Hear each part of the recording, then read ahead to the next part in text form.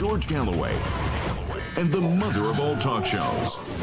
Welcome to the Open University of the Airwaves with George Galloway. Welcome to the 400th edition of the mother of all talk shows. In this iteration, it's been going 20 years, almost, in various forms across various platforms. But 400 editions with you on screen of the mother of all talk shows. A matter for congratulations, I should say. But although the theatre changes, the play remains the same. Regime change and the struggle of the empire to quell the colonized, the struggle of the dying Anglo-American empire to maintain its hegemony around the world, and those who struggle against it, warts and all, about which more later. And Imran faces a perilous few days in his dungeon in Pakistan after the huge upsurge of people power on the streets of Islamabad, cruelly cut down with a hail of bullets, machine guns, and absolute brutality. What is the regime going to do now in order to hang on to power? And talking of regimes, there is no man in the belly of the beast who makes a more pointed critique of that beast than the legendary JimmyDore. And he joins us in the second hour of this, the mother of all talk shows. Curious about our curriculum? Have something to say? Then call us now to join the debate on the mother of all talk shows. The only education you can get for free.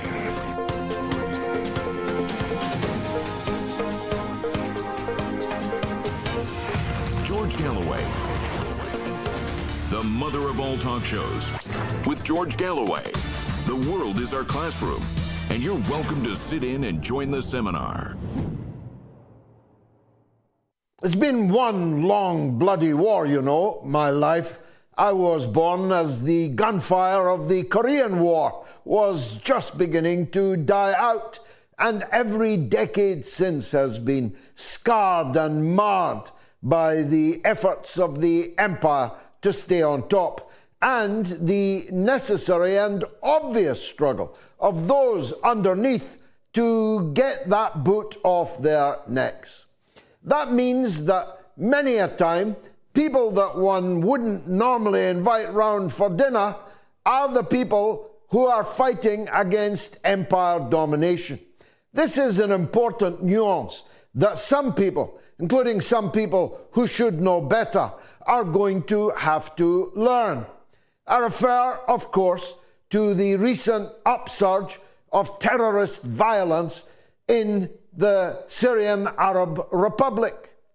It's not necessary to support Bashar al-Assad or the Ba'ath Party or the Syrian regime to oppose the empire trying to overthrow them. I would oppose the empire if it was trying to overthrow the kings of Arabia. How about that then? Because I don't believe the empire has the right to rule the roost, especially when they are propagandizing all of us as to their culpability, their complicity, their bloody-handed collaboration in the crushing of the Palestinian people in Gaza, of the catastrophe of the Anglo-American invasion of Iraq. Ladies and gentlemen, I have the same people who carried me on their shoulders, literally, for the power of my opposition to the invasion of Iraq, who now spit upon my name because I won't support the same people who invaded Iraq invading Syria. Wake up, you people, or at least stop trying to deceive us if this that you're displaying is not torpor, but hypocrisy. If you're not a hypocrite, wake up to who is behind the Al-Qaeda, ISIS, alphabet soup of extremist fanatics who are right now cutting off heads in Aleppo, kicking over Christmas trees in Aleppo, looking for priests and nuns to murder in Aleppo. Wake up if it is indeed a torpor that you are in. These knives that are cutting off heads again in Aleppo, who gave them these knives? Who sharpened them? Who gave them these fancy new uniforms that they're wearing? Who gave them these weapons that they're firing? Who gave them the transport that they're moving around in? Wake up if it is torpor that you are suffering. You know the answer to that. NATO, Turkey, Qatar, a cat's paw of the United States empire and host to the largest United States military base in the entire world. That's who's paying for it. That's who's providing it. Who's doing the necessary public relations warfare for this latest uprising of the ISIS Al-Qaeda death cult? The United Kingdom, of course. The same people who've spent the last 14 months telling you that Hamas are Islamist terrorists are telling you that the actual Islamist terrorists in Syria are rebels or even freedom fighters. Can't you see that? I don't believe, that many of you can't see that. When this group today warned Hamas that they were coming for them, they were going to Karbala to drag the Shiites through the streets, and they were coming to Gaza for Hamas. Which part of that formula do you not understand? If Hamas can be takfired, can be expelled from the religion, excommunicated by a group of Chinamen from Xinjiang, Turkomen, Albanians, Indian restaurant waiters from Cardiff, can expel Hamas from their deen. Which part of that do you not understand? It's not about supporting the Ba'ath Party in Syria. As a matter of fact, I was persona non grata there for decades. I was with Iraq, of course. You see, they're arch enemies. You see, you loved me for that. You carried me on your shoulders for that.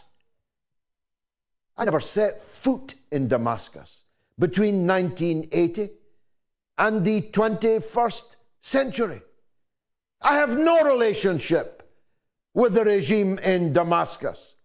They've never given me a penny or even a baklawa. As a matter of fact, they still owe me an airline ticket for attending a conference that they invited me to. I have nothing to do with this regime, but I have everything to do with defeating the efforts of the American, Anglo-American empire and its attempt to overthrow any government that does not slavishly serve them. Ask the people of Georgia, where a French citizen masquerading as the president of Georgia has just declared that she is the only legitimate public official in the country. And the NGOs have come out of the Trojan horse and are on the streets in another regime change operation. You're supposed to support them. They're looking to manufacture consent from you for NATO and EU involvement.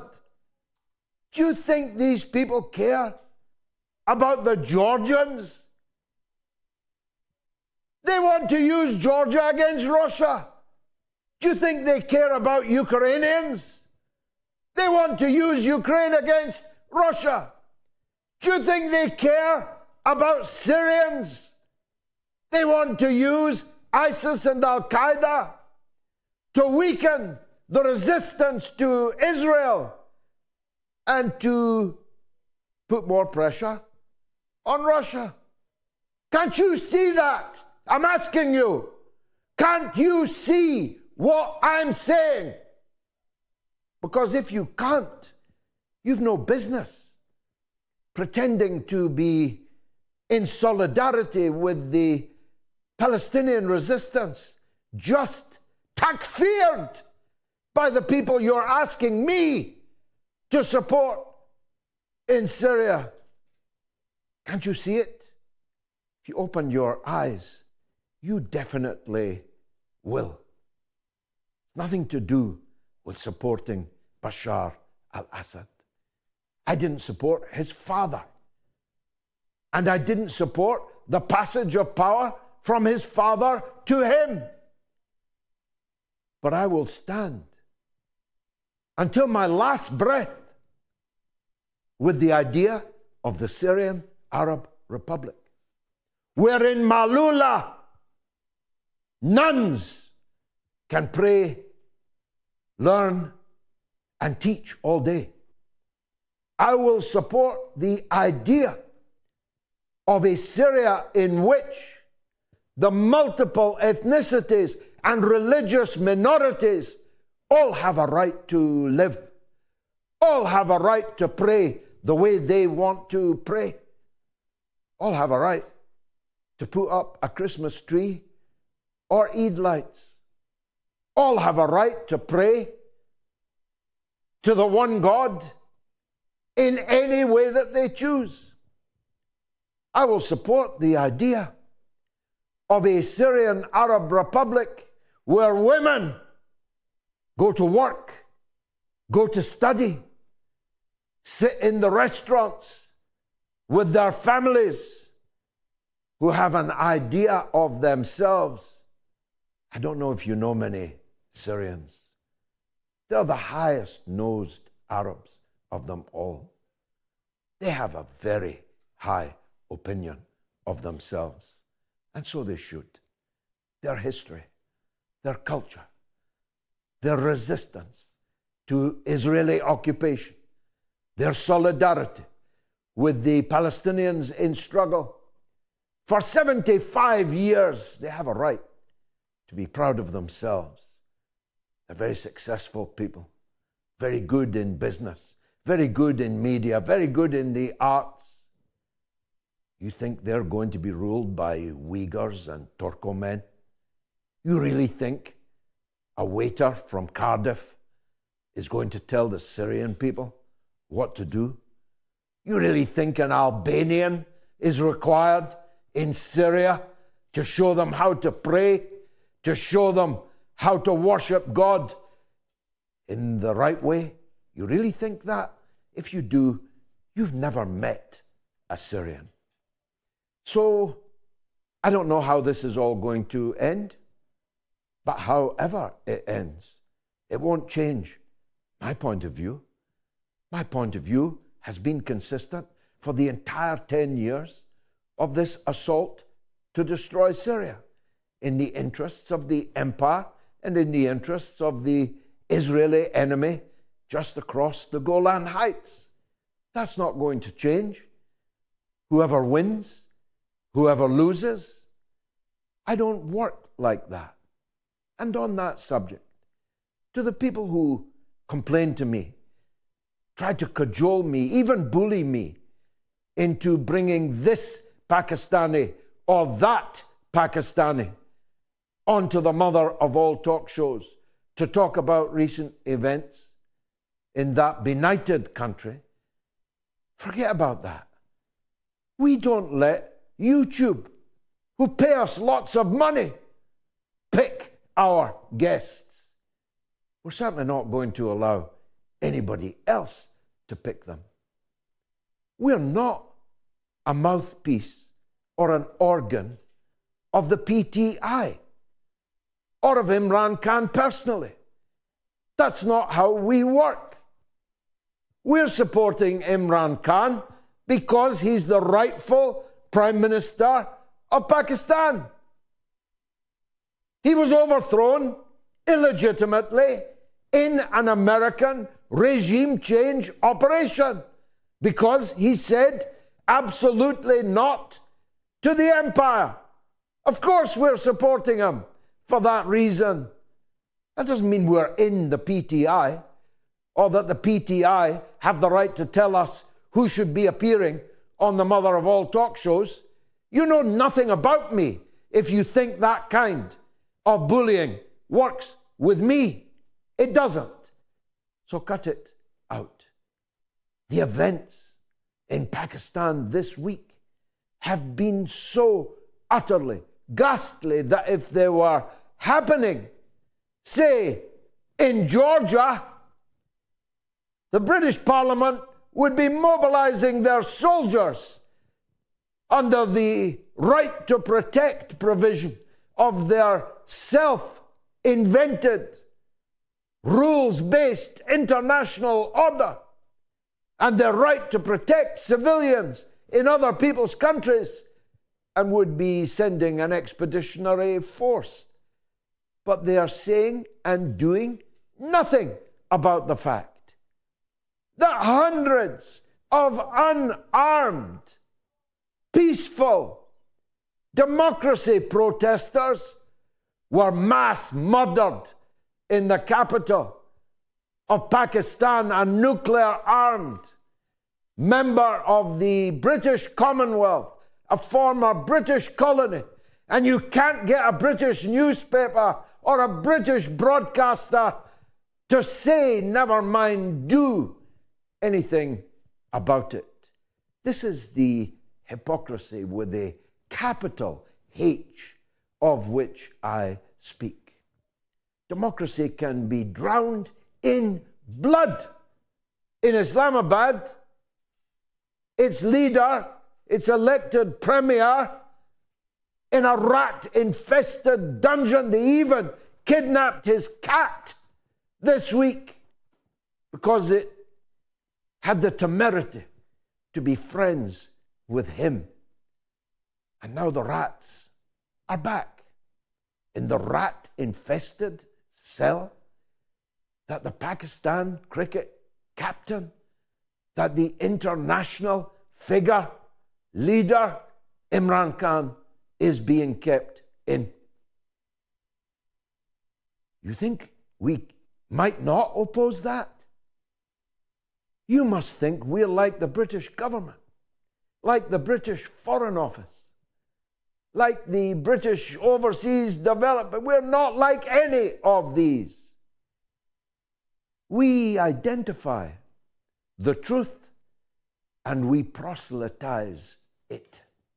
We campaign for it, whatever the cost, whomsoever likes it or doesn't.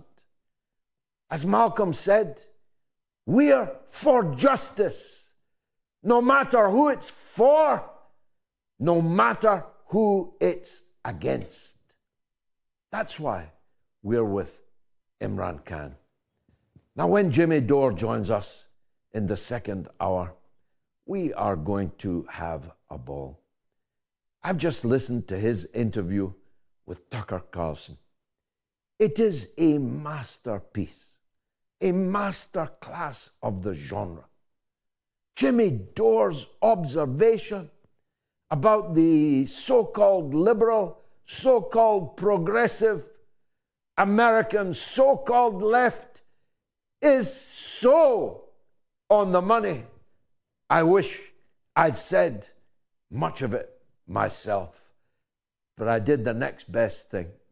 I invited JimmyDore to speak to you in the second hour of this, the 400th edition of the mother of all talk shows. We're all lucky, I promise you. Stay tuned. I'll be right back.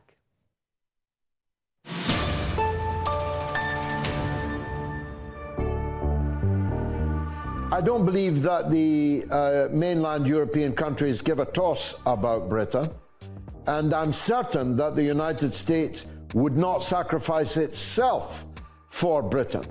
That's why I say Britain is completely marginalized. As for the Trident missiles, of course, if the United States, which has dual control over these missiles, gave permission for them to be launched, of course, they would incinerate Russian cities. But what good would that do us? Because we'd all be dead, including the people that fired the missiles. You feel me?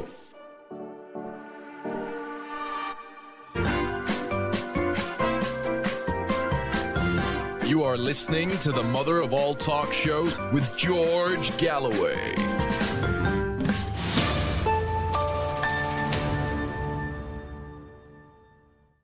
Well, the poll tonight, did Israel lose against Hezbollah in Lebanon? Yes or no is the question, and you can vote on my Telegram channel, t.me/George Galloway, on my Twitter, my X, on the YouTube community poll, or on the YouTube stream. And, well, 32,263 of you have already voted, and I'm only just announcing it. So get busy. You've got an hour and a half or so to get your vote in.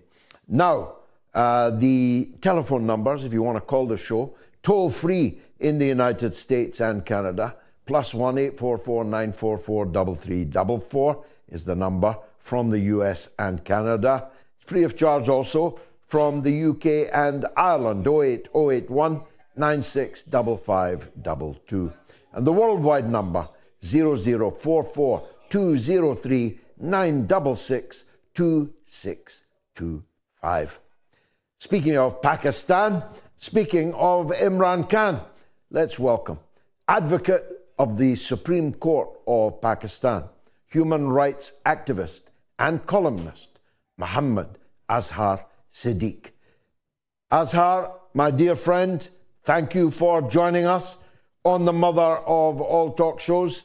First of all, if you would, tell us what you know about the current state of health and well-being of the most famous political prisoner in the world right now, the one and only ImranKhan. Thank you, George. I'm honored to be in a George Galloway show, a platform that reaches hundreds of thousands. I would like to extend my gratitude to you and your team for inviting me to speak on the occasion. George, now it is an open secret that ImranKhan is being incarcerated for the last more than 1 year. He was detained, arrested on 5th of August. And everybody is well aware of this fact, that how his house has been raided in Zaman Park, how police and the other forces has raided in order to put a disturbance in Pakistan. But in any case, ImranKhan has proven himself to be a world-class leader, that he has not accepted any deal or any reconciliation in order to settle his issues. He is in the jail. He has been convicted in 4 multiple cases. One of the famous cases known as a cipher case, which has been ultimately fallen to earth, and he has been honorably acquitted from this case. The other one, in which he and his wife was sentenced and convicted, was an infamous case of Iddat, in which again the Honorable High Court of Islamabad has honorably acquitted him. The third one was a case with reference to an Tosha Khana, in which Election Commission, apart from exercising the authority which he does not have, Election Commission is not a court or a tribunal. They had disqualified him, and on the same time has referred the matter to the session court for in order to have a criminal trial, in which he was definitely sentenced, and thereby the sentence was was suspended. And the fourth one was the case of Tosha Khan, in which NAB has charged him for offense in which it is a part of a history. And you are well aware of this fact that in Tosha Khana matters, I had been able to request the court to the details of all other persons who have taken certain benefits. And from 1990 till to date, the details has been so far public, but nobody except from ImranKhan has been taken to task, which shows the discrimination in the matter. But in any case, right now, he has been falsely involved in the cases of 9th May, in which most of the cases he has got bail after arrest from the courts. And recently, in 8 of the cases, the anti-terrorist court, which has been recently appointed after a gap of 4 months, he has rejected his bail on frivolous grounds. But we are going to challenge it before the High Court as well. But right now, you might have noticed that he is not being allowed to have a meeting with the lawyers or the family members in jail. For that purpose, number of orders has been passed by the Honorable Islamabad High Court and different courts. So much so, I myself, being a chairman of Judicial Activism Panel, a public rights and human rights organization, has requested the court to implement the to let us know the facilities which are being provided while he is in jail. For that purpose, I had requested implementation of Universal Declaration of Human Rights, ICCPR, Nelson Mandela rules, Cairo Declaration. But so far, I'm again unsuccessful to have the details and the facilities which are being provided to ImranKhan. Right now, since for the last 1 month, the meetings were curtailed to a very minor quantity. Neither the lawyers nor the family members have been allowed to meet him. And while the final call of Islamabad, again, he was detained in jail, and he has not been allowed to meet the family members and the political leadership, for which we are hanging in the courts. But in any case, all eyes are on the international community, which are the guardian of the fundamental rights and human rights.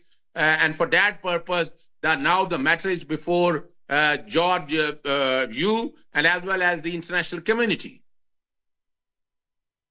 Yes, is there grounds for fearing that they may murder ImranKhan, God forbid, inside that jail? George, we had in our information number, and we have launched a number of complaints that proper care has not been given to him. For instance, for the last 4 or 5 days, he's being not allowed to have a meeting. We are not aware of the recent conditions, whether he is in Adiala jail or somewhere else. We have not a definite information, and we are not blaming anybody. But liabilities rest on the government, on the federal government and the other authorities to allow a meeting with ImranKhan. And everybody is worried about his health. And we are all very much concerned about his health. Nobody knows right now about his condition. As far as some indirect informations has been approached before us, that he is in solitary confinement, and due to the changed weather, no proper care has been taken so far. The government, the defense minister, recently raised the specter of ending the dual citizen law in Pakistan, where, I know a huge number of people who are both British citizens and Pakistani citizens. This shows their fear of the rising tide in the diaspora against the current government, who never loved them much in the beginning, but now hate them. They hate the government. I've never met any Pakistani with a good word to say about the current Pakistani government. That's why they're trying to float now the idea of ending dual citizenship, isn't it? George, as well as you know, Pakistan is right now in a critical juncture. The challenges we face are multifaceted, ranging from political instability to economic hardship. However, it is a time of great potential opportunity as well. Of course, actually, remember it, as far as the overseas diaspora is concerned, it is about 9 million of overseas Pakistanis who are residing in different countries. And you can say 99% are the voters and supporters of ImranKhan. And this is the basic reason. In a tenure of ImranKhan, a vote of right has been awarded to the overseas Pakistan to have a direct involvement in political activities to select or elect the candidates of their own choice. And on the same time, there was a certain restriction under Article 63, whereby the dual national cannot contest the election. And we are on a way, we have already paved our way that overseas Pakistan should be allowed to contest the elections as well. But right now, because the overseas Pakistanis are actively involved in the human rights violations that is being going on in Pakistan, especially the ImranKhan and his family, political workers. And as far as the history of Pakistan is concerned, most of the time we have spent in dictatorship. But right now, it is the worst kind of a dictatorial period whereby the fundamental rights are not being taken care of, not being guarded, and actually they have been taken away. Or for that purpose, you know very well, they have made a very drastic change in the through 26th constitutional amendment, where they had been able to have a Supreme Court of their own choice, Supreme Court of their own judges. That is what we thought, and that is what has been going on. For instance, they have decided to have a constitutional courts, and for that purpose, we do have participated in some consultative process. But altogether, they have now decided to have a constitution courts of their own choice. We have suggested for a most senior judges of the Supreme Court be taken as a constitution benches. But right now, do you know, for having an extraneous consideration or in order to fulfill their evil design or the multifunctions, they have only constituted the constitution courts in constitution benches in Supreme Court only. And as far as the matters which are now pending before the High Courts as well, they had not taken any steps except the same High Court. The other High Courts has not been able to have a constitution benches. And there are a number of issues which are pending before the High Courts as well. The issue which you are talking, there are actually two laws. Article 15 and Article 16 allows every foreign citizen to come in and have a safe exit from Pakistan. There are two laws.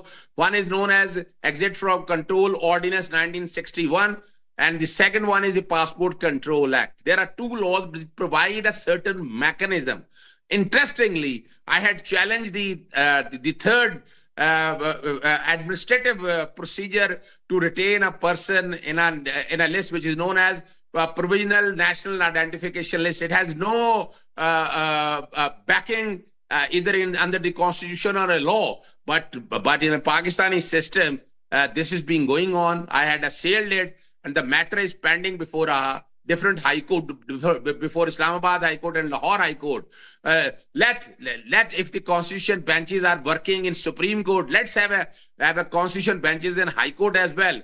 if, for instance, the constitutional benches in high courts are being established, there are number of issues which are directly or indirectly related to the enforcement of fundamental. One of the issues is the no-fly list, in which the defense minister has specifically, our interior minister has announced that they are going to put each and everybody in those lists. They are going to cancel the passport, and they said a statement by the interior or a defense or the defense minister is not only illegal but against the relevant laws. No laws provide a direct cancellation of a passport. For that purpose, there is a due process of law, right to fair trial and due process. And on the same time, if you are going to restrict the entry, exit and entry, again, a certain procedure has been provided. For that purpose, you need to have a certain criminal case being registered against a person. But actually, the statement which was given by the defense minister or interior minister having no nexus with the commission of an offense. For certain persons have taken a stance or agitated against the ex-chief justice of Pakistan, that is not at all an offense under the Pakistani laws, or of course. No, it seems to me, I'll tell you what, I doubt if I'm alone, Azhar. It seems to me you've got too many courts and not enough justice in Pakistan. The labyrinthine nature of the judicial system no doubt labours mightily, but it brings forth a mouse, or in fact the cat that's been kidnapped out of Imran Khan's jail. There's more than one mouse now involved. Final question, sir. What happens next after the final call? It's never the final call. I would have advised Imran against that terminology. It's never the final call. What happens next? What are the supporters of the rightful Prime Minister of Pakistan going to do next, if you know? George, fundamental rights are not only been infringed but have been abrogated. For instance, do you know they have imposed Section 144 of the Code of Criminal Procedure that more than 5% cannot protest single-handedly. And on the same time, they have closed all the motorways, the ring roads. They have arrested the citizens. And it's very interesting, a law which is known as maintenance of public order, whereby you can detain any person on flimsy ground. I had been able to suspend that Section 3 of MPO from the Lahore High Court, Lahore as well. The case is now fixed for 5th of August. But interestingly, moving toward your question, George, in my opinion, there are a number of issues which are pending before a courts. If the courts has taken a cognizance, for instance, but right now, registration of a fake cases, politically motivated cases, it's an act of political victimization. It's a long-lasting procedures. And our courts had badly failed to protect the ordinary citizen or definitely the political worker of Pakistan, Tehreek-e-Insaf, from those political victimization. For instance, you might have noticed, it's an open secret now, that how elections took place, how much rigging took place, how the results has been changed, and the courts has not taken an active or a proactive role in order to settle those issues. Right now, all eyes are definitely on the next call of Imran Khan. Of course, it was not at all the final call. Imran Khan, in the coming days, or Pakistan Tehreek-e-Insaf, as I know, in the coming days, they are going to launch another a call for a long march, for a state sit-in, or something else, which would definitely, directly or indirectly, this is not a matter. George, as far as putting a pressure on on a government has nothing to do with the release of Imran Khan. We are fighting the cases before the court through a proper procedure. We had never ever put a pressure on the courts to release Imran Khan on any flimsy ground. Right now, roundabout in 2,000 cases, Imran Khan is on bail, except those 8 cases in which his bail has been cancelled. But as far as the other cases, in 4 cases whereby he has been convicted, he is honorably acquitted in 2 cases, and in 2 cases. The infamous case of Tosha Khana is fixed in this week, and there is every possibility he's again gonna to be honorably acquitted from this case as well. But right now, what is the planning? It seems that they had decided to shift Imran Khan trial before the military courts. The matter is sub judice before August Supreme Court of Pakistan, whereby the establishment of a military courts or taking that cases of a civilian nature before the military courts was declared ultra vires and against the constitution, against which appeal is pending before the August Supreme Court of Pakistan before a larger bench. And let's hope that matter is going to be decided. Even otherwise. As far as the lawyers community are concerned, they are standing hand in hand with Imran Khan. They would not allow any establishment of a military court. They would not allow any action which is not in accordance with law, which is a violation of the fundamental rights. And I hope in the coming days you would see the lawyers' active participation. And before closing that matter, you must be aware of the fact that how a frivolous, false and frivolous case has been registered against Matiullah Jan for a drug addiction, in which he has been released on a bail, and another journalist whose name is Shakir Awan, he has been abducted by 19 or 20 unidentified and unknown persons, and today he has been released because we have knocked the door of the courts as well. I hope and I am thankful to you, George, for raising this voice. The issue is very simple. You have tried at your level best to raise the issue of enforcement of fundamental rights, that the rights which are being protected not only by the relevant constitutions, but the same are being protected by the Universal Declaration of Human Rights, ICCPR, and the other international conventions as well. Well, thank you, Azhar Siddique, advocate of the Supreme Court of Pakistan, human rights activist and columnist. I'm very grateful to you for joining us. Let me take a quick break, then your calls on Pakistan and Imran Khan, Aisha in London and Azad in Wakefield, coming up right after this.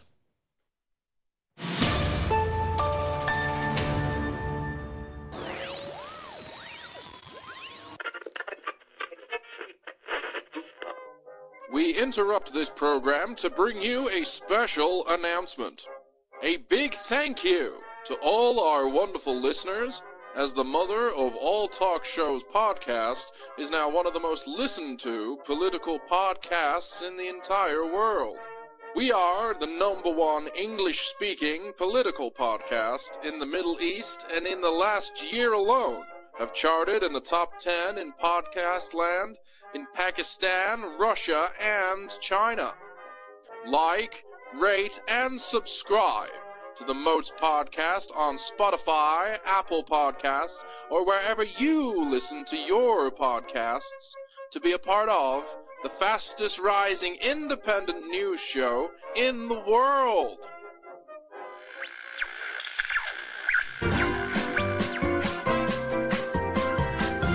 You are listening to the mother of all talk shows with George Galloway.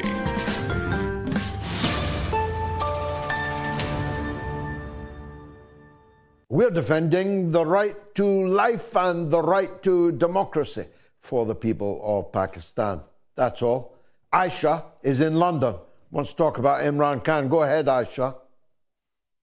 Hi, George. First of all, I would like to thank you for raising your voice for Pakistan and Imran Khan. It's a very crucial time and a very unstable past 2.5 years that we Pakistanis in Pakistan and overseas have gone through, and including Imran Khan, who has been detained in jail illegally on fake charges for over 484 days now. Recently, Imran Khan called his supporters to come out to the country's capital square to exercise their constitutional right to peaceful protest and demand the release of all political prisoners and the revoking of the 26 constitutional amendments, which basically is a way to control the judiciary of Pakistan and make the judiciary and the judges a puppet to the state and the security forces, as well as this unelected and fascist government currently illegally in power. As well as this, Imran Khan demands the upholding of the rule of law, as well as our mandate, which we, PTI, won on 8th of February. We want that back. Imran Khan has demanded this as a result of the peaceful protests. But unfortunately, this was not taken well by the state and the security forces, who then, in return to those peaceful protesters and the unarmed civilians, they thought it was wise to shoot at them and attack them while they have nothing in their hands, no weapons, no machinery. They used the state's machinery, which the civilians pay their taxes for. They pay taxes, and they use that on their own people, while they should be actually defending us on borders. They're actually attacking the people themselves. So, which has resulted into 12 confirmed deaths, and 100 people, over 100 civilians have been shot at, which we fully condemn. And right now, Pakistan is going through an undeclared martial law. So thank you so much for raising this. This is very important. Not at all. To raise It's my duty, Aisha, wajib. I am a friend of Pakistan and have been since the 1970s. I hold the Hilal-e-Quaid-e-Azam and the Hilal-e-Pakistan, the two highest civil awards in Pakistan. I care about the people of Pakistan. And one of those awards was given for my work on the movement for the restoration of democracy in the 1970s and 80s. I can hardly be in favor of democracy in the 1970s and 80s and be quiet about its murder on the streets of Pakistan in 2024. Azhar is in Wakefield on Pakistan. Go ahead, Azhar. Hello there, George. Thank you for taking my call. Hi. And like the previous caller said, I thank you from the bottom of my heart for raising your voice for Pakistan. There doesn't seem to be anybody else in your position or like yourself that's doing it. So I just hope that we end up right getting the result. I just want to say what's happened in Pakistan, what is happening, George, where does one believe in democracy anymore or elected leaders for that reason? Somebody like Imran Khan, who is loved all over the world for his character, for his promotion of how people should live their lives, how a government should rule a country. I'm sure you're aware, George, that Imran Khan's downfall came basically when, after 23 years, for the first time, a Pakistani leader went to Russia. He went. Actually, the day he went to Russia was the same day that the Ukraine war started, and I personally think that was the the Sure. rock that signals the landslide. But he held the overseas convention where over 32 countries he got together, and basically Pakistan, when he was in power for 3 years, Pakistan was going places. He was giving some medical cards to people. He was building roads. He was building universities. And since he's been inside, all the cases that have been filed against him are absolutely baseless. And I just want to say, Absurd, yeah. George, that these people that are in power now, they haven't got the courage or the audacity to do what they've done to Imran Khan without the help of the West. Because behind the curtain... That's absolutely a great point. Yeah, Azhar, that's a great point. It's undeniable. The empire, particularly the United States, but including our own country, the United Kingdom, the empire was fully behind the overthrow of the elected Prime Minister of Pakistan. They conspired to make a regime change operation to overthrow democracy in Pakistan. That shocks me, but does not surprise me, because I know that the British state doesn't give a toss about democracy. Their best friends in the world don't even pretend to be democracies, but they are best chums with the leaders of Western countries. So shocked, but not surprised. Azhar, thanks for the call. Comments. Now, if you scan the QR code on the corner of your screen now, you can leave a comment on the YouTube stream. So let's see. Mohammed Saj says the Pakistan army considers the people of Pakistan as insects. They behave like General Sisi, but Pakistanis are not goats. They hate the army as a whole, from the top to the bottom. They are killers and oppressors. And L said, where are all the cricketers? Good point, actually. Demanding human rights for Mr. Imran Khan. Where are the protest voices from the UK's knighted sports players? Where is Gary Lineker? What a good point, L. Maz Ali says the imported regime in Pakistan must stand down. And Liz H says the real PM is the respected Imran Khan. He's under high security, innocently, locked up on death row. Please help Imran Khan. And Ben Johnson says no one gets to sit on any Supreme Court if they haven't sold their souls to the American corporate empire. Let's hear from Amel in Oxfordshire on Lebanon. I told you, this is the global university of the airwaves. Go ahead, Amel. Oh, hi, George. I'd like to greet you and your Hi. people. Honestly, I just saw it in your screen shows that Hezbollah lost in Lebanon. George, the ceasefire is not brought in Lebanon because they love Lebanon or they care about Lebanon or they respect the human rights of Lebanon. George, Israel and Americans and made Britain's weapons was bombed in Lebanon. Bombed in our hospitals, our elders, our roads, our infrastructures, our university, our everything's what we had. The ceasefire was not given to us for free. We have to be clear with that one.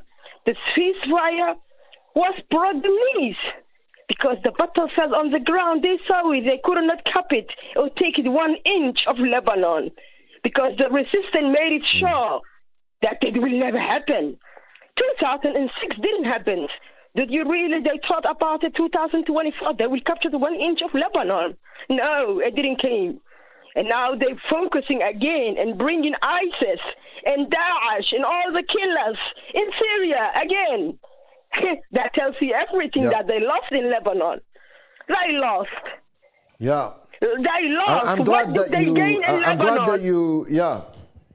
I'm glad that you made that call because there are far too many people who claim to be confused about the Syrian situation, claim not to understand it. Nothing could be more clear. Who's behind whom? Ask yourself that simple question. Who's behind whom?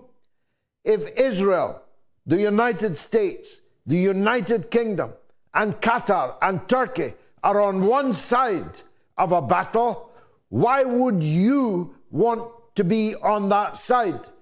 None of these people have given a dollar, a dime, a bullet, or an ounce of support to the people in Gaza. Not an ounce of support. And you know that. You already know that. You know that these ISIS and Al-Qaeda killers haven't as much as broken an Israeli window. Never mind take up arms in defense of the Palestinian people. And today, they passed a death sentence. They takfired, they expelled Hamas from the Islamic faith. And you're confused about who to support? Seriously? Now look, the podcast, I keep telling you this, but it keeps coming up with stats that almost beg our description. The MOATS podcast is now charting in the top 30 in Australia. It's number 4 in South Africa, number 2 in the United Arab Emirates, number 4 in Bulgaria. I don't know why either, but I'm jolly proud of it.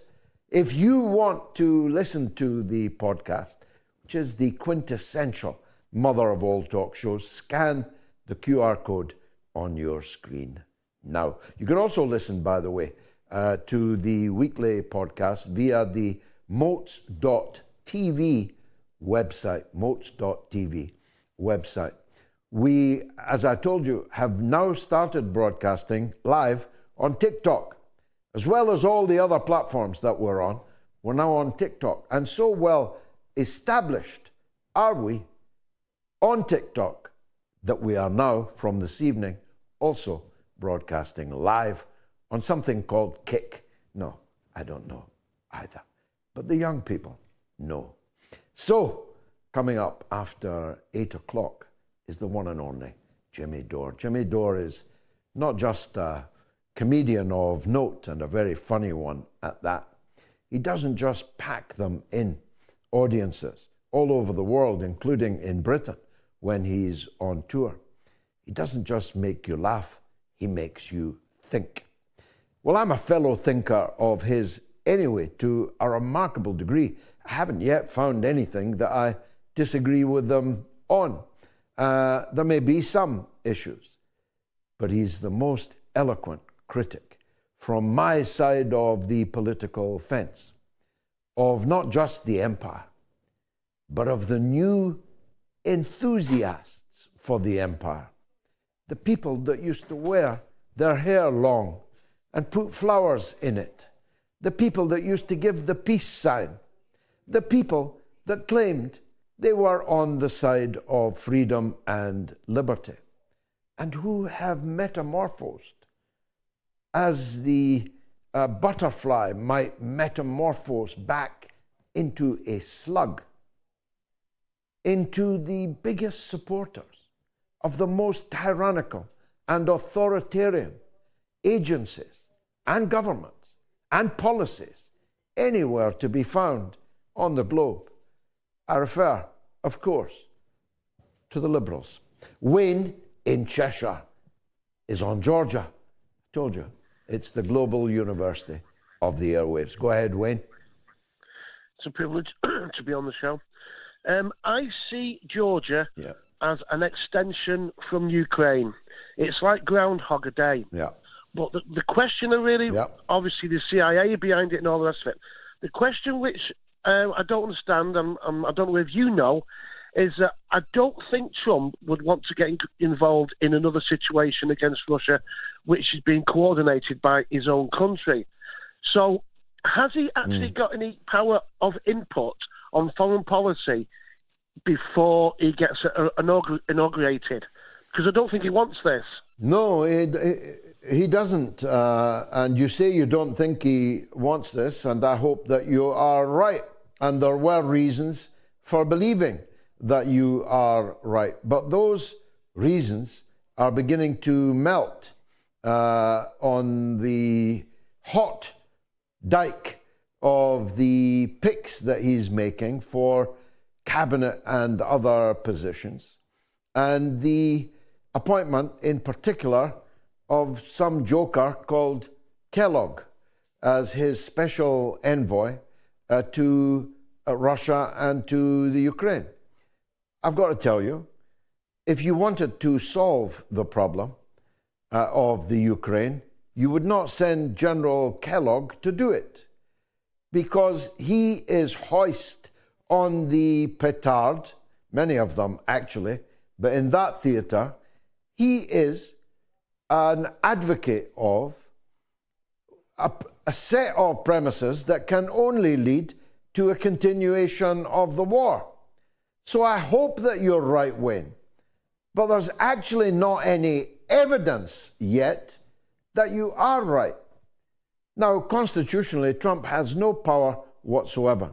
He can only send messages, either through appointments that he makes or through statements that he makes. So far, the statements and the appointments have been almost as bad as the Biden administration have been doing. Go figure. Now, a quick break. Then it's the one and only Jimmy Dore, political commentator, comedian, and host of the unmissable Jimmy Dore Show. Stay tuned. I'll be right back.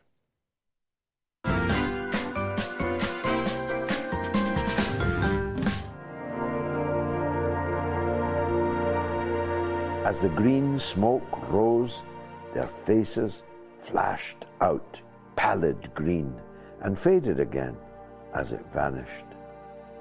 Then slowly the hissing passed into a humming, into a long, loud, droning noise. Suddenly, a humped shape rose out of the pit, and the ghost of a beam of light seemed to flicker out after it.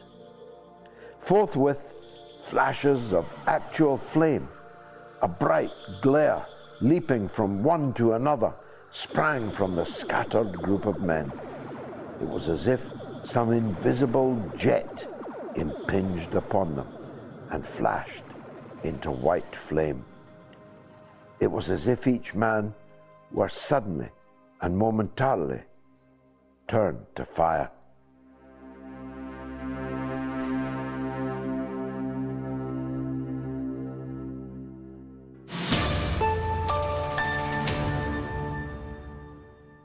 Now, you can listen to that and plenty of other fascinating original content if you support me, support the mother of all talk shows through Patreon, patreon.com/George Galloway.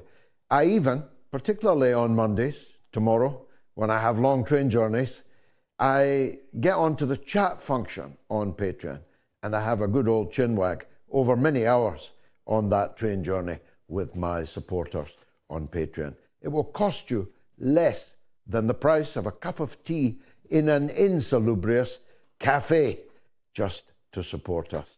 One man who's never to be found in an insalubrious cafe is the legend that is Jimmy Dore, who joins me now. Jimmy, welcome back to the mother of all talk shows.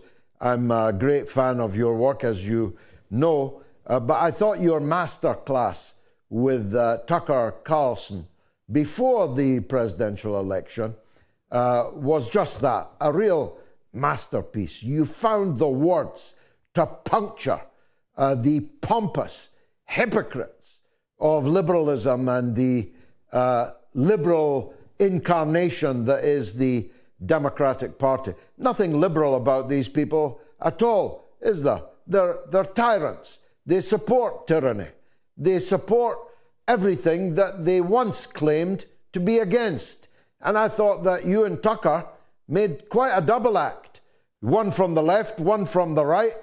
You punched them so hard I felt that somebody was flapping a white towel in the corner saying, okay, leave us alone. We've taken enough punishment. Well, it's good to be back with you, George. I'm anxious to look up what insalubrious means. But there's nothing about the liberal class that is liberal anymore. They are the illiberal class. I'm a liberal because I'm anti-war. I'm anti-authoritarian. I'm anti-censorship. I'm pro-bodily autonomy. These are all values that was what made me a liberal. And in the last 4 to 8 years, they've gotten rid of all those things that we used to be suspicious and critical of big pharma and corporations and the intelligence community, the CIA, the FBI, the NSA, and the war machine. That all flipped, and all it took was for the election of Donald Trump in 2016, and they started to repeat CIA talking points, and they started to look at people inside the FBI as their heroes. And if you don't know, the FBI is famous and for traditionally infiltrating any left-wing organization and dividing and conquering them and splitting them up. And so it was a very sad thing to see. Yes, you're right. They are not liberal. If you're for, as Bobby Kennedy says, when in history was the people who were doing the censoring ever the good guys or ever on the right side of an issue? And so they're all very pro, and they do it under the guise of, well, we have to stop hate speech. We don't like hate speech. What they actually hate is speech. That's because the antidote to bad speech is good speech, not censorship. And so that's just another way to control everybody, and because then who gets to decide what's hate speech and what's not hate speech? And by the way, why can't I hate something? What? Since when is that a new rule that I don't get the same right as my fourth grade nephew? He gets to hate stuff. Why can't I hate White Guy Taco Tuesday? They put mayonnaise and turkey inside that. That's an abomination to God. So yes, I appreciate the compliments on my Tucker. What the point I wanted to make more than anything, because I've had these conversations with people who I've known for 30 years in Hollywood who claim to be liberal, and they were doing everything they could to make sure Kamala Harris got elected. And I was like, so it doesn't bother you that she's literally funding a genocide? That this whole thing that you said that Donald Trump is Hitler and he's bad for everybody and he's a madman. You don't mind that the person who you think is the grown-up in the room is doing a literal genocide right in front of your eyes at the behest of a foreign country, and they didn't have anything back to say. And I'm like, you got to make them pay a price. They go, well, Trump won't be any better. I'm like, well, if Trump gets elected, then we'll deal with Trump then. And I won't give him my vote either. So how dare you? So what they're actually doing was they're prioritizing what they consider to be gay rights or immigrant rights, migrant worker rights in front of the Palestinian genocide. And that's what they're willing to make that bargain, which is, evil. And so I think they're wrong about all the stuff, right? Gay rights. And Donald Trump was the first president in the history of the United States to enter the White House pro-gay marriage. He hosts gay marriages at his house in Mar-a-Lago all the time. So again, it was mostly built on fear and propaganda, and they swallow it. The liberals used to always be skeptical of government. As we all know, the biggest liars are the government. Second is the corporate media. And third, and a distant third, is randos on social media. But what they want you to focus on is the randos on social media, because the establishment can't afford to lose control of the narrative. And because if they lose control of the narrative, then the game's over and they have to start disappearing people, which they do, but it's a lot harder, and it's a lot harder to keep control. And I'm surprised to hear that you're still on TikTok. I've gotten kicked off TikTok, and so it's just a matter of time before you do. Well, we're a bit more moderate than you. On the subject of insalubrious cafes, you told Tucker that you don't go to dinner parties. Neither do I. But I've spent my life in insalubrious cafes, and therefore I know that the price of a cup of tea there is eminently manageable by most people, and that's all we charge for our Patreon. Hate works, as you said to Tucker Carlson. I mean, they generated hate against Donald Trump, to whom I'll come in a minute in more detail, but on entirely bogus affairs. It always struck me that the idea that Donald Trump was homophobic was very unlikely to be true. He's a party guy. He's a club guy. He's a New York guy. He has gay weddings in his house kind of guy. But that casual smear, once cast, finds a lot of places to rest and precludes those who rightly guard their credentials on gay rights from actually looking beyond what has now just been alleged. The idea that Trump hates blacks, hates Latinos, is belied by the steady advance across 8 years, 3 elections, that Trump, the candidate, has made amongst Latino and black voters. Why are these Latino and black voters voting for Trump? Because he hates them? What kind of foolishness is this? But on the subject of the liars, Jimmy, I was particularly grabbed by the point that you made, that they put up people that you think wouldn't lie to you. And one of the examples that stands out in my brain is Rachel Maddow. She's a lesbian, right? So she wouldn't lie to you. Gay people wouldn't lie to you. Then they tell us a woman wouldn't lie to us. Then they tell us a black woman wouldn't lie to us. It's really rather sinister, this whole lie machine. It's very carefully calibrated. They handpick these people very carefully indeed. Yes, it's the corporate version of identity politics. I like to make the case that Rachel Maddow, people think, well, she's gay, so she's just automatically virtuous, and so gay people wouldn't lie. And then the person who comes on after her is Chris Hayes, who's a verified nerd with the glasses and the whole deal, and nerds wouldn't lie to you. So, and then they have Joyanne Reed, who's a woman of color. They wouldn't lie. Of course, those are the people they handpick. Of course, those are the people who are going to lie to you, and it tricks a lot of people and it fools a lot of people, and that's what identity politics is all about.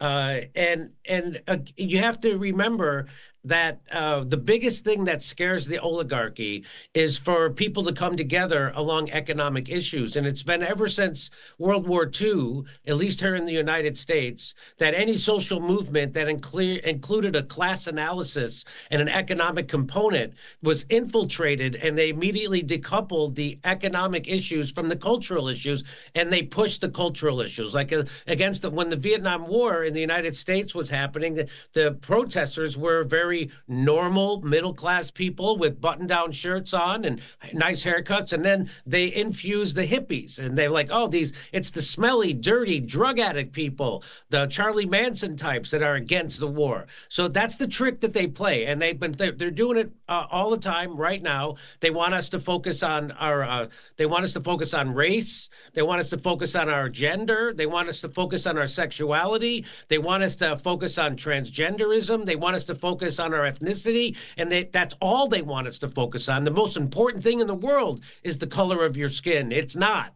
As Martin Luther King said, we should judge a man by the content of his character, not by the color of his skin. And we can then come together economically around shared ideas, which is what's happening right now across the globe.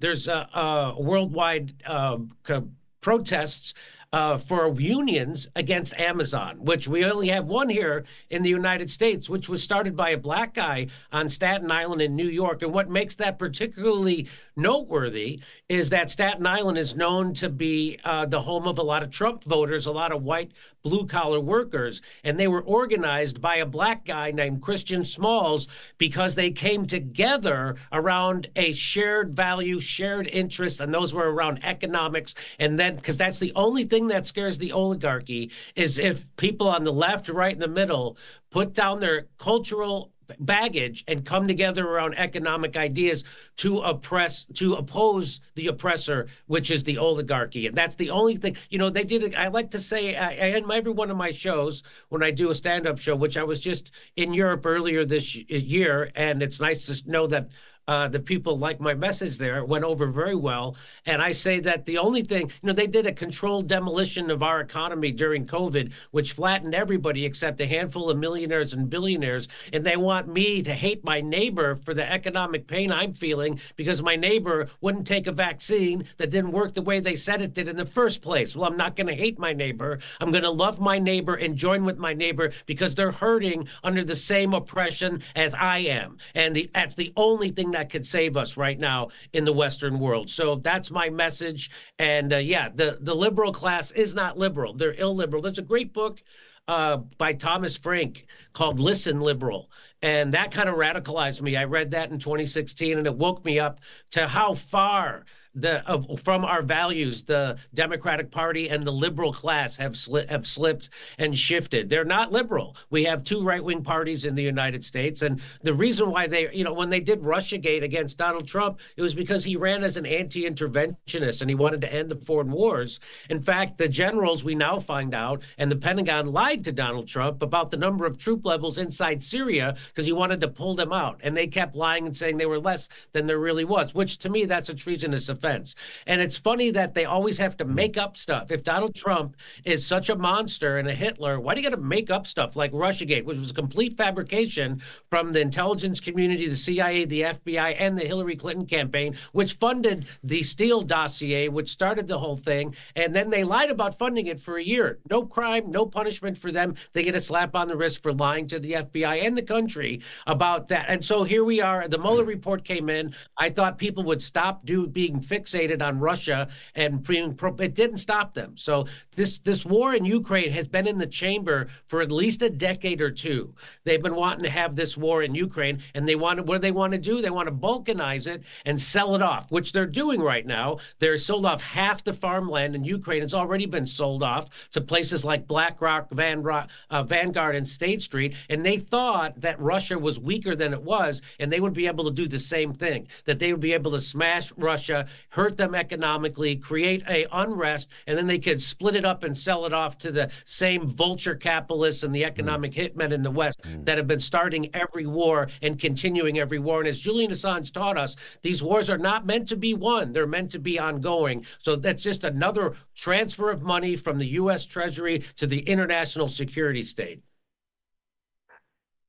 Well, look, we've left the Liberals bleeding on the floor. Let's turn momentarily, and I'm grateful for your time, to the Conservatives. As you say, and I'm the author of the phrase two cheeks of the same ass. It's true in Britain. It's true in the United States. We're no longer divided by a common language. We are increasingly confronting exactly the same set of circumstances, including that one. But there's a peculiarly evangelical flavor of some of the appointments that Donald Trump makes. Virtually none of the people I was hoping that he would appoint have been appointed. And the people I would have said, don't touch them with a barge pole, have gotten some of the plum positions. Secretary of State, little Marco Rubio. Huckabee, the country and Western evangelist, who believes in the red heifers and the rebuilding of the temple, who denies there is any such thing as a Palestinian, is now your ambassador in Jerusalem, which is only the capital in the eyes of Israel and the United States and nobody else. But that's where he is. Your defense secretary, he's even more barmy, and he's got his finger on the trigger. I mean, he's an end times guy. He's actively working for the rapture, for Armageddon.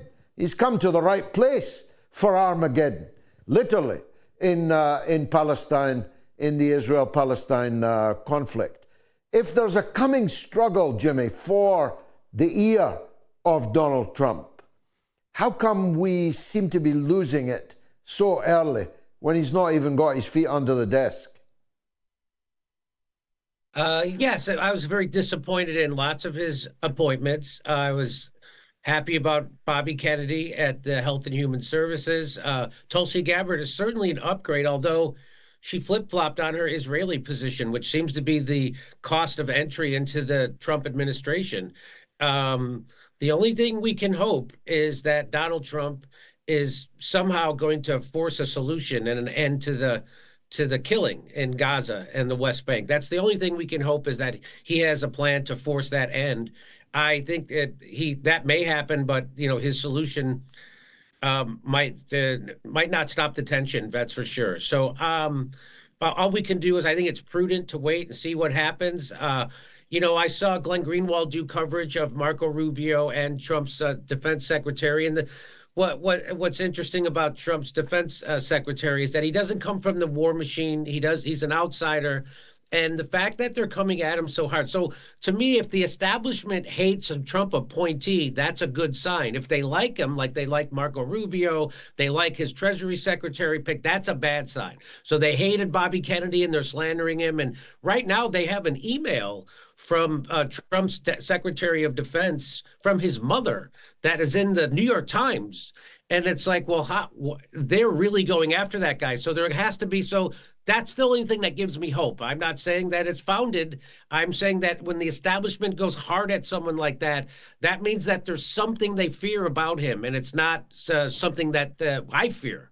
So I have my fingers crossed. We can only hope. Trump is, the reason why it took him so long to impeach Trump is because the liberal class and the establishment had to find a crime he was guilty of that they were also complicit in.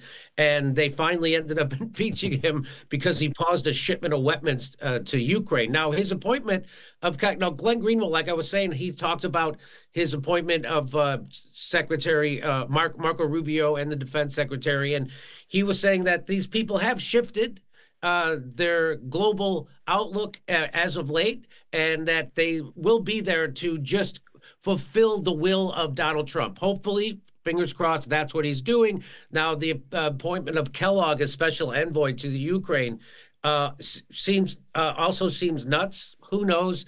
Maybe it's, Donald Trump recently talked about how when he would have John Bolton over his shoulder when he went to negotiate, that the people he would be negotiating with would be afraid that, oh my God, this guy's a warmonger, so we better negotiate. So maybe that's, again, fingers crossed. All we could do is wait and see. I'm not happy about it, but Donald Trump has pledged to end the Ukraine war. We'll see, and if he doesn't, then we have to rally MAGA and his supporters to pressure him and to keep his campaign promises. But he has a history of being an anti-interventionist, in more than the normal politician. Put it that way. He's certainly not a peacenik. But he likes to make deals, and he wants credit for deals. And, I've asked a lot of people, why do you think Donald Trump didn't start a new war during his first 4 years, even though the establishment was pressuring him to, right? And the best excuse I could get was that he's corrupt, but he's New York real estate corrupt. He's not neocon warmongering corrupt, slaughtering people for economic gain.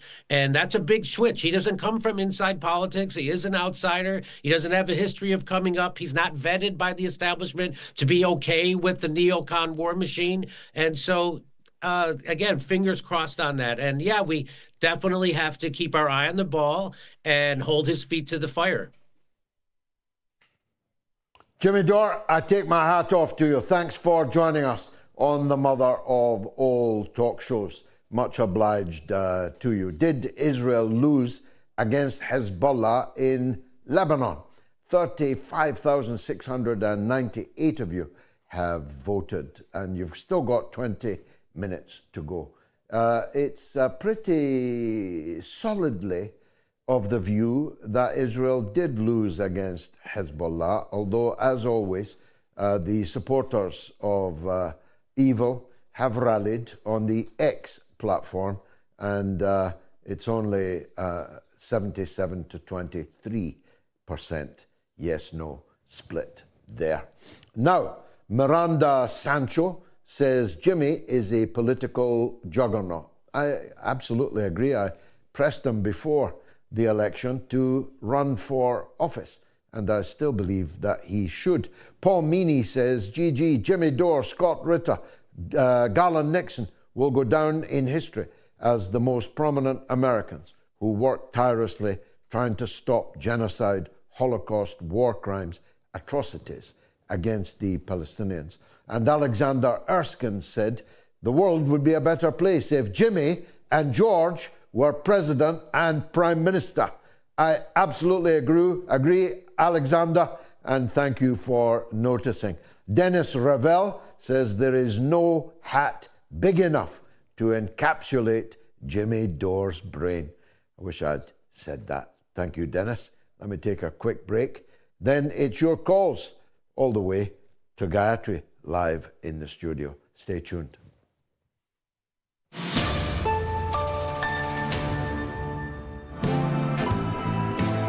President Putin definitely isn't Nikita Khrushchev, who was a clown, in my opinion.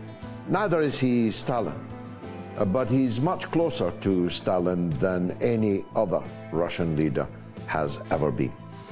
He has a mind that calamity has hardened and turned to steel. He is extremely cautious, but cautious only for a purpose. He is cautious in the hope that the goals of the operation that he's involved the country in can be achieved. But no one should mistake that caution for weakness. I've met the man. 3 times I've met him. I've met lots of leaders. I've met leaders from all over the world, including all of the British leaders that I sat in Parliament under. Vladimir Putin is a very determined guy. He has a clear set of goals. He told you about them in 2007 in Munich. He warned you in 2007 that Russia regarded NATO encroachment in Ukraine as a red line matter for the existential survival of the Russian Federation, which it is his job to defend, and nobody should make the mistake of thinking that he will not do that job. People misunderestimated Stalin, but Stalin wasn't Stalin when he told the beast of Berlin that we will crush you in your lair. Stalin wasn't Stalin. Putin isn't Stalin. Trust me on that.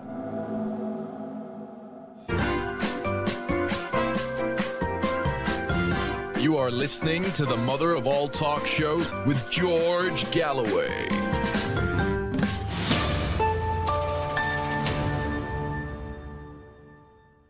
Let's go to Silver in Illinois on the subject of vote rigging. Well, Illinois is a place that knows a thing or two about vote rigging. Silver, what's your point, sir? Thank you for taking my call on this, your 400th show, and hopefully I can keep my details all straight because it is kind of complicated. So I have been an election judge in the past. That's where you take the vote. So I know the process of it. This last November, I wasn't an election judge. I didn't want to be a Democrat. I just couldn't stomach it, and they wouldn't let me be a Green. But I came in, lots of people recognized me, and I voted. And the process is, even if it's a write-in vote, if it's somebody who's registered, like Jill Stein was, like Cornell West was, like Chase and all these people, it should be counted as if it was, on the ballot. That's how it should have been, and It wasn't. And I checked multiple times, and it wasn't. And because I was an election judge, I had the email of the county clerk in charge of this, which in my little town is Charleston, Illinois, is Julie Coe. So I emailed her. She danced around every single time. I can share these emails with people. And she said things like, well, you know, you did, it's different if you do a mail-in ballot or if you voted early. You voted early, right? And I said, no, I voted day of the election in my precinct that I've worked before. Multiple people saw me. I said hello to them, and I voted for Cornell West. Not a single vote in Charleston went for Cornell West. Also, nothing for Jill Stein either. And she's like, but your vote did count. You don't need to worry. I looked on the other counties for Illinois, and they were counting Cornell West votes and Jill Stein votes. This is where it gets a little bit like nobody can know for sure. Maybe my county clerk just made a mistake. The votes were very low for Jill Stein. I thought anyway, 600,000 or so. Right, and I did not photograph that in my newspaper story at the time. I wish I had, but I didn't. Since then, I've taken photographs of things. When I checked, like Julie Coe was bouncing back and forth, you know, don't worry, da-da-da-da-da. 26, your vote will show. So I waited till the 26th. I searched again. And yes, it was showing up. No longer showing up on any of the newspaper sources, but it was showing up in the data for the particular counties. So yes, and it did show 2 votes for Cornell West, 13 votes for Jill Stein. It was 0 votes in the newspaper tally. And I did, again, I remembered roughly, but, you know, I didn't photograph it, but it was 600 votes for Jill Stein before. And then it's now like 700,000 or so. But the thing is, my vote should have counted, as should have the 13 votes for Jill Stein then. And the way they're organizing it. Well, what counts, Silva, is not who votes, but who counts the votes. And the people counting the votes in your country and in mine are increasingly distrusted. I mean, once upon a time, it would never have crossed my mind, and certainly would never have crossed my lips, to say that elections in Britain might be stolen. But in recent years, I know that they are stolen. I can't go into too much detail, but I know that they are stolen. They are rigged, just like Illinois, famously. Thanks, Silva, for that. Hannah is in North Carolina on Lebanon. Go ahead, Hannah. Hi, George. I'm Palestinian, and I've known about you since I was about 5 years old, and always really appreciated your stance on Palestine. Today, I just wanted to ask you about how Israel always believes that they are winning against us or Hezbollah, and how their victories are often hollow and based on how many people they've killed rather than their strategic gains.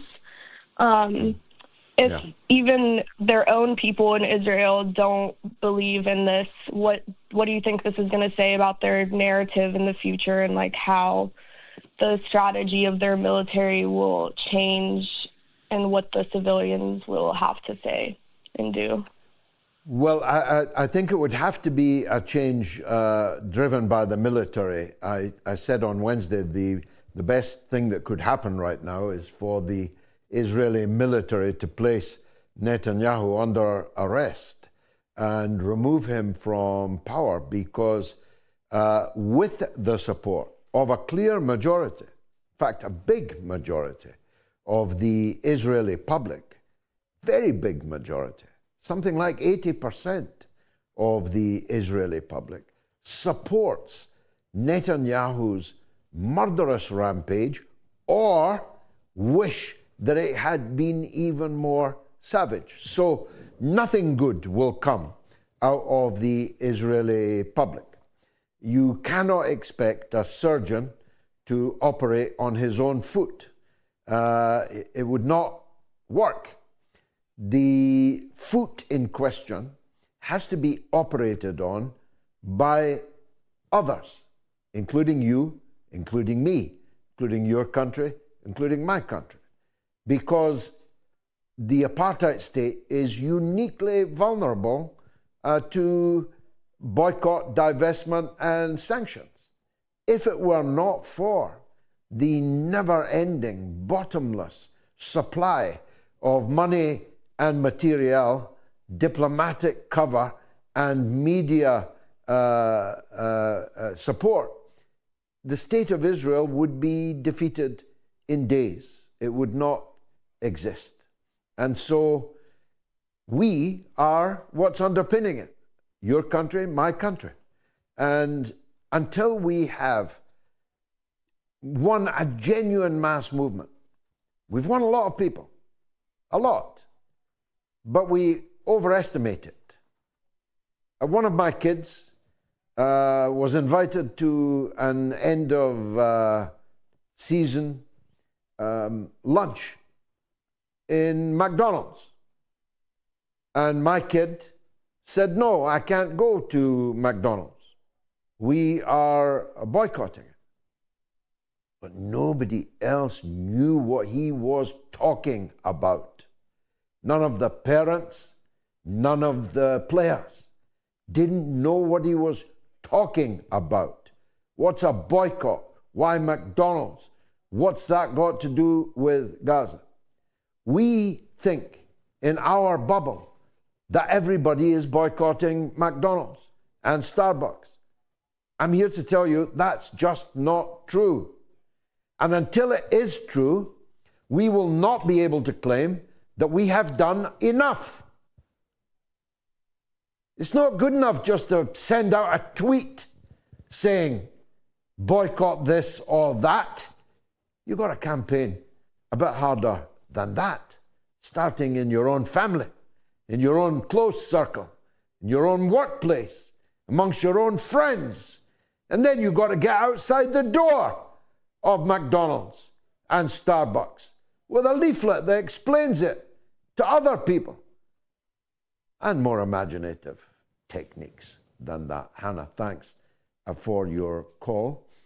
Steve Mulholland asks, has George got new glasses? Well, I think the prize goes to Steve, who spotted my new glasses. And I should just like to make perfectly plain that Lord Ali had no part in the purchasing of these new glasses, which are, and my wife and I were just discussing this, I mean, this is kind of top of the range. These are Gucci glasses. They cost £200. But Keir Starmer's glasses cost £10,000. Admittedly, it was Lord Ali that was paying for them. But Gayatri asked me, how can glasses cost £10,000 if your Gucci glasses cost £200? What are Starmer's made of? Diamonds? Are there diamonds on the legs, if that's what you call them, of his spectacles, arms of his spectacles? Is he seeing through rose color? How is it possible for your glasses to cost £10,000? Or maybe they really didn't cost £10,000, but that's what it said on the invoice. Rabia Burak says, thank you so much, George, for raising your voice for Pakistan. True friend of Pakistan and true defender of democracy. Thank you, Rabia.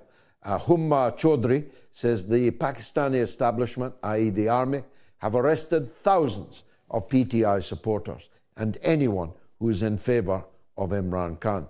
They're arresting people who've got a picture of Imran Khan on their telephone. And Crowhawk says, Israel would not have wanted a ceasefire from a position of strength. May is in Oklahoma on Gaza. May, what would you like to say, ma'am? Hi, George. Thank you so much for letting me talk. Hi. My first husband is Palestinian. He grew up in Lebanon. He was actually from the Burj al-Shamali camp, which is somewhere near Tyre and Sidon. I imagine you're probably familiar. And I learned, when I met him in 80, I knew nothing about Palestinians. And I just have to say that what you are doing to make people aware of injustices in the world is, I believe, it's led by heaven. For someone who says you didn't get much formal education, you are very articulate and wise, and you have such a beautiful passion for justice and for peace. So I want to thank you, and I want to encourage you to continue with these issues that you're supporting. And you give so many people in the world hope. That is why your podcast is climbing in popularity everywhere. I'm so glad you had JimmyDore. Your guests are wonderful. We've loved Jimmy for years. And just the fact that you are the University of the Airwaves, gives us freedom, because we would have no hope if we had to depend on the so-called legacy media, mainstream. God bless you, May. What a beautiful set of words. I'm glad that my wife was here to hear them, and my children hopefully will do so sometime. I think that the Palestine cause is very dear to my heart for the same reasons that yours became.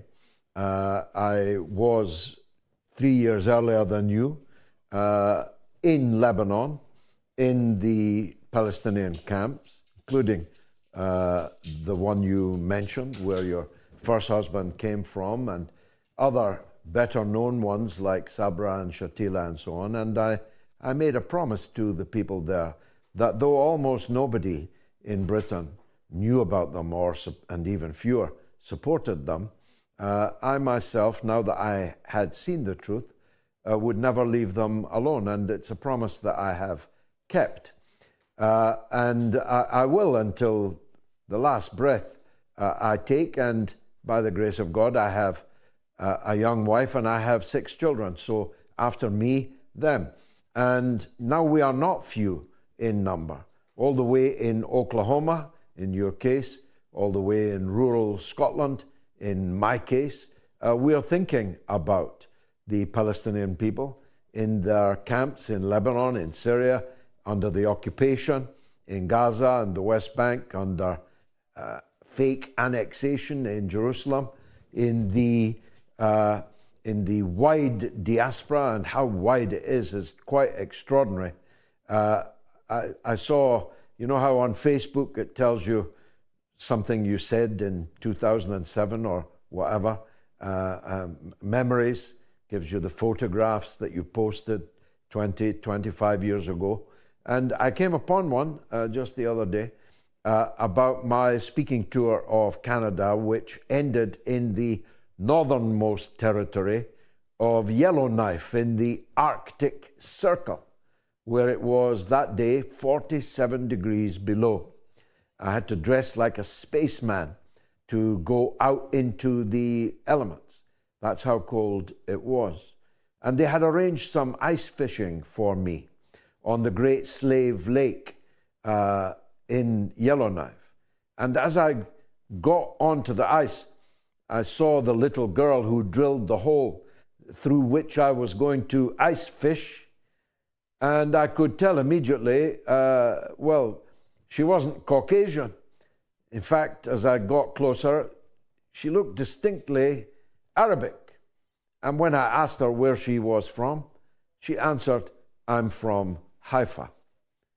Now, she had never been, of course, to Haifa, neither her parents, but her grandparents came from Haifa, and therefore, so did she. And she will not have justice until she can return to Haifa. And there's millions of Palestinians all over the world in that situation. And so here I stand, I can do no other. And by the grace of God, we're having some success. The audience of this show is now in the millions every week, more than 4 million every week. And although we chronically lack resources, which is why I'm forced to beg people to go on to my patreon.com/George Galloway and give me £1 a week or £1.25 a week. It's a bit humiliating for me, I'll be honest with you, having to do that.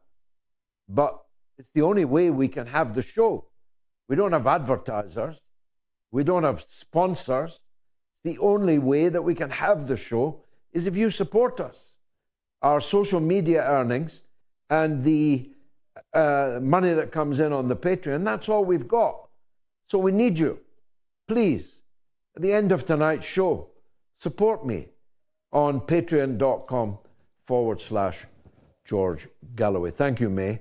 Now, I do have a third show every week called Have It Out with Galloway. My goodness, it sometimes gets fast and furious, pugnacious, you might call it. Take a look.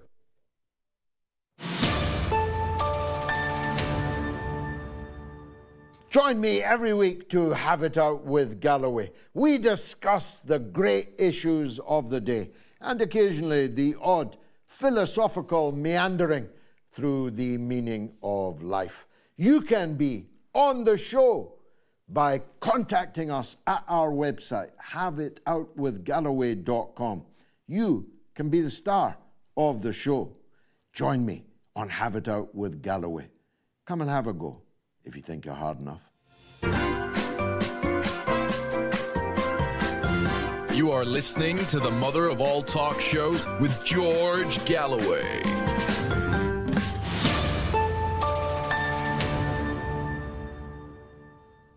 Well, there's a remarkable number of people on that show who do think they're hard enough, and some of them are actually quite hard, and I have to deal with them, how shall I put it, brusquely.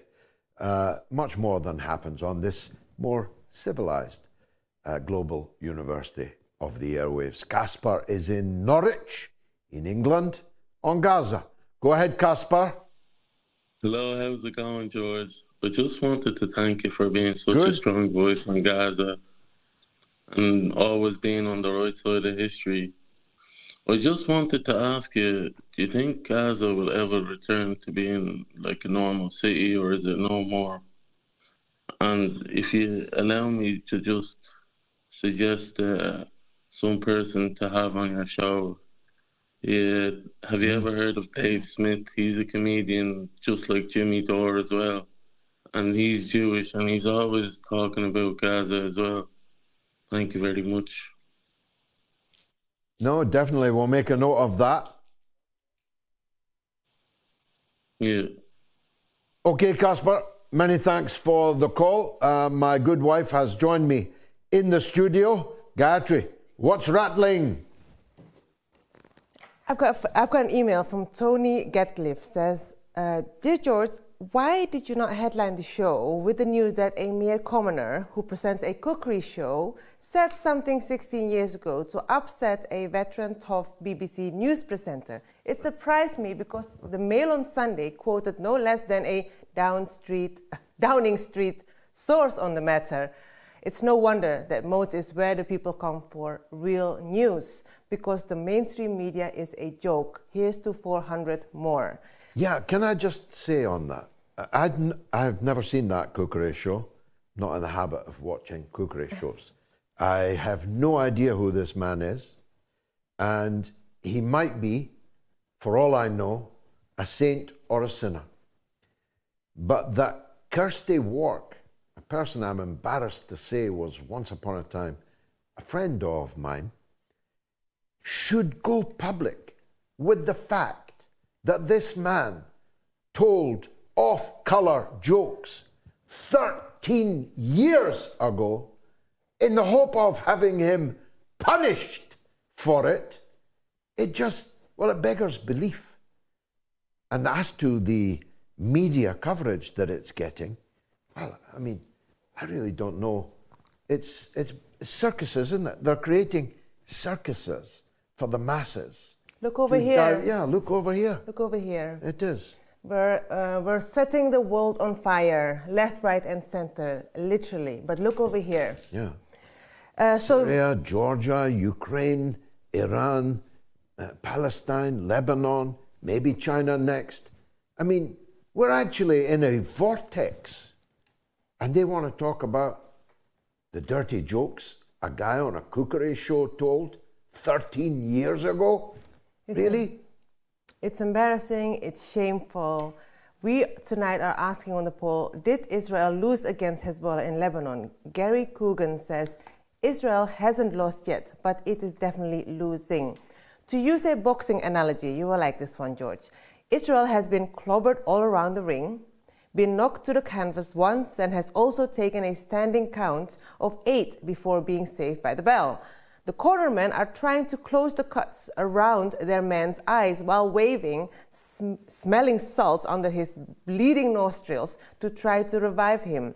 He's safe for 30 seconds, but after that, he's going to have to get back into the ring and take even more punishment. I look forward to the KO. Well, that's a very optimistic treatment, a very colourful and good one. But I fear you're misunderestimating them. I fear you are overestimating us. This battle has a long way to go.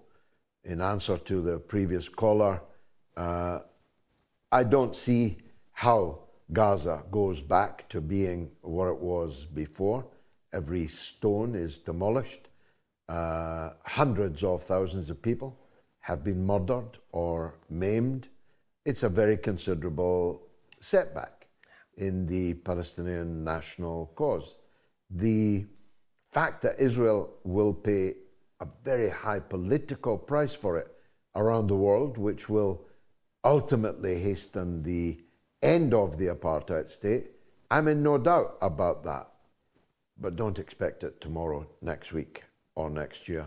Well, Michael Sherry says the people behind the Zionists don't see this as a loss. To them, any agreements made are only to elevate a problem that can't be solved until a time that they can.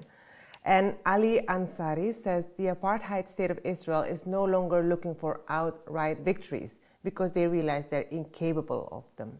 Rather, they've commenced a campaign of sabotage, terrorism, wars, of degradation against the Axis with the eventual goal of attacking Iran under a Trump presidency. It all seems to run up towards this Trump presidency, isn't it? They're preparing, I hope so he much. gets there, and I hope he does. I hope it's the Donald Trump that was campaigning in Michigan just before the polls that turns up in the White House, rather than the Donald Trump that's making all these weird appointments to his government. I can't help but think the comment I raised last week on Lindsey Graham, the senator, on his comment about the Shiite Muslims, where I obviously read the divide and rule in his speech. He must have known what was coming in Syria. He must have known what was coming in Syria. This is what I really, really feel. So I feel a very bad taste about his commentary first. That went quite unnoticed. His attempt to divide and rule first the Muslims, and then now this attack in Syria. So yeah, meanwhile the BBC is talking about comments made 16 years ago, tit for tat. On a cookery show. Now, on Friday, last thing, on Friday, 29th of November, it was the International Day of Solidarity, and we were in Rochdale because quite a historic event took place there. It was the first official Palestinian flag raising in England, which was initiated and led and achieved by the Palestinian community there in Rochdale, Ikram Alatar in particular, with the support of the Workers' Party, us and the councillors there, and it was fantastic to see. It wasn't easy, but it was there. This is the first in England because the first in the UK was, of course, in 1980 under your leadership as well, but in Dundee. In your town of Dundee, and then it was twinned with Nablus. Yeah. So this was very special, and we have called upon other towns in the UK in general to do the same. Yeah. Every town should be asked to do it. Many of them will not. Most of them will not. But they'll definitely not if you don't ask them. Exactly. If you don't get a campaign going to raise the Palestinian flag outside your town hall. So everybody watching this has got a town hall somewhere. You may have influence with it. You may not. but the journey of 1,000 miles begins with the first step. It's taken 44 years from my raising the Palestinian flag in Dundee, in the town hall, where it still hangs, by the way, and Rochdale achieving it in 2024. So the Labour mayor was forced to run up the flagpole and then run away 1 hour early before any member of the public turned up. They announced that it would be at 10 a.m. It took place at 9 a.m. so that the mayor could run before anybody saw him.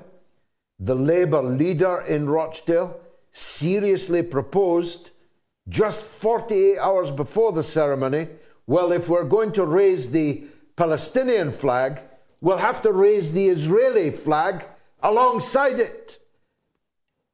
Now, that's the kind of people that the Labour Party has become. That leader proudly announces that he's the first out gay man to be the leader of a major English council. As a matter of fact, he's not remotely the first. Not even remotely the first. Secondly, who gives a toss about who he does or does him in bed? What I'm interested in, Neil Emmett, is that you, as the Labour leader in Rochdale, seriously suggested raising the Israeli flag over the Rochdale Town Hall if you were going to have to raise a Palestinian one. Give me one more, please. Well, on the back of this beautiful morning, I wanted to say that we then left Rochdale only to hear the news of the House of Commons voting in favor of the assisted dying bill. And, I mean, it couldn't be more painful, this irony, yeah? It was a bookend, yeah? Bookends.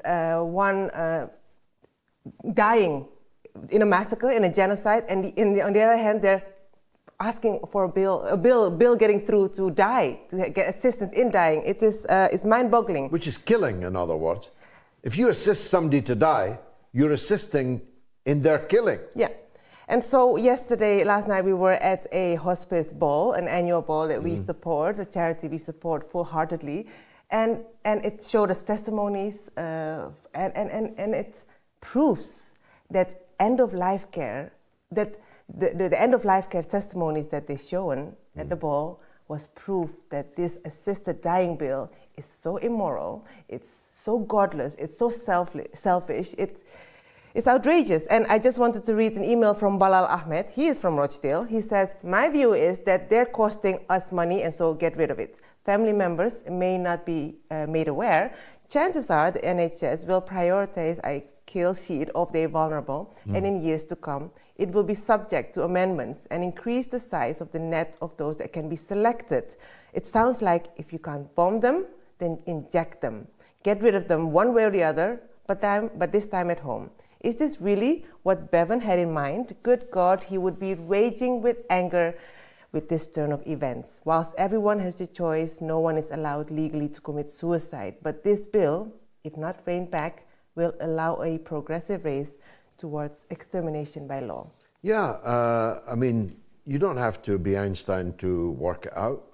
The medical professionals have limited resources and far greater challenges. The presence, bed blocking of chronically sick or very elderly people, it's obvious, just do the maths, man.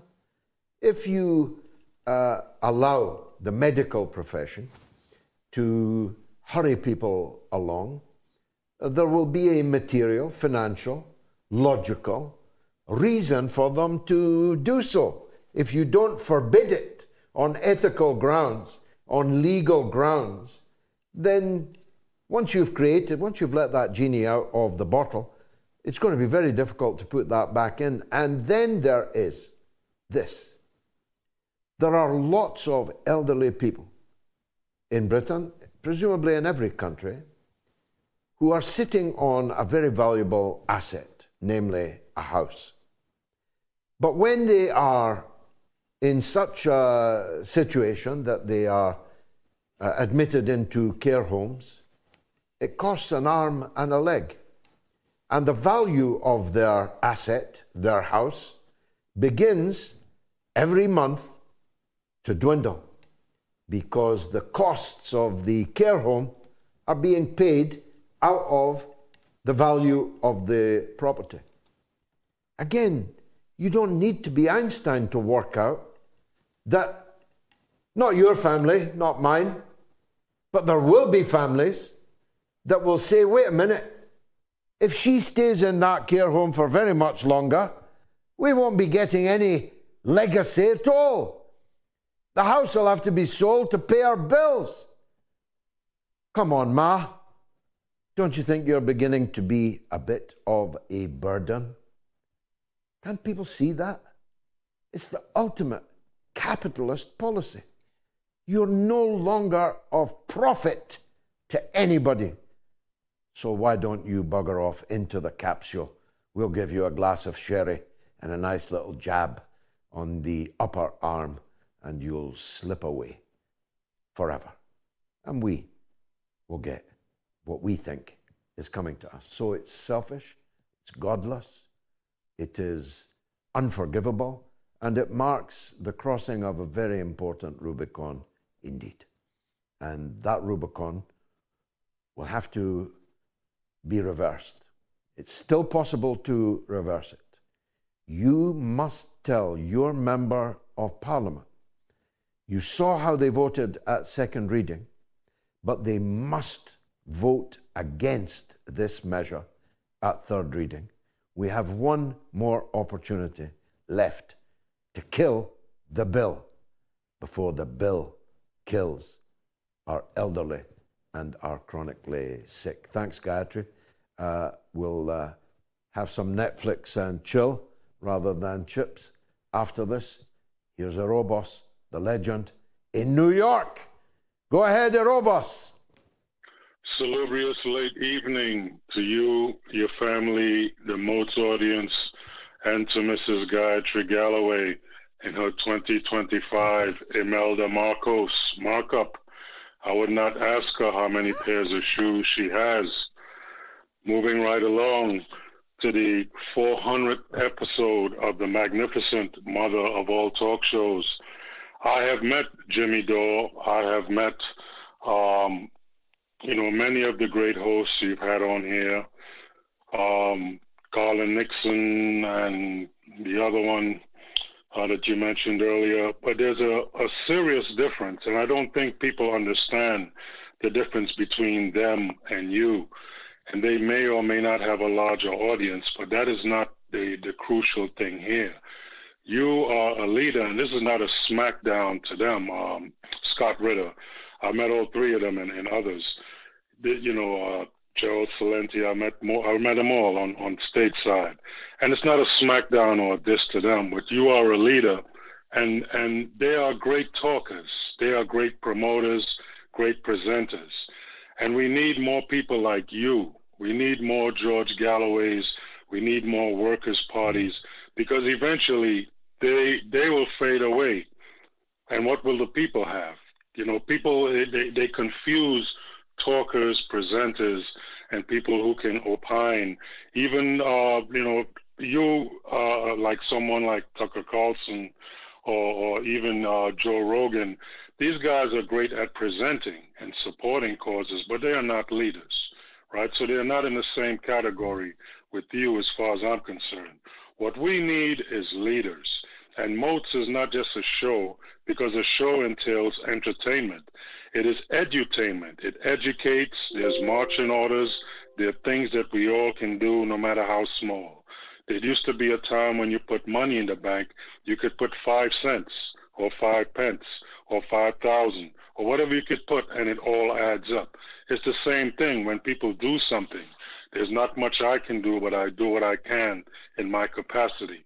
So I just want that to be clear. I think people confuse great talkers and great presenters with leaders. There's only one George Galloway. There's only one Chris Williamson. People who actually walk the talk, that you put things on the line. You put yourself, your family on the line, your safety on the line, to not just talk about your ideas, but to represent them, because you know and understand that only the government has the institutional power to positively affect every single individual in the UK. It's the same thing here. The talkers are good, but we need more leaders. We need more people like you here. And there's a confusion there that needs to be cleared up. So thank you, and to the triumphant 400 episode of the Mother of All Talk Shows, and forward, upward, and never backward. Thank you. Thank you. God bless you, Arobos, for your very kind words.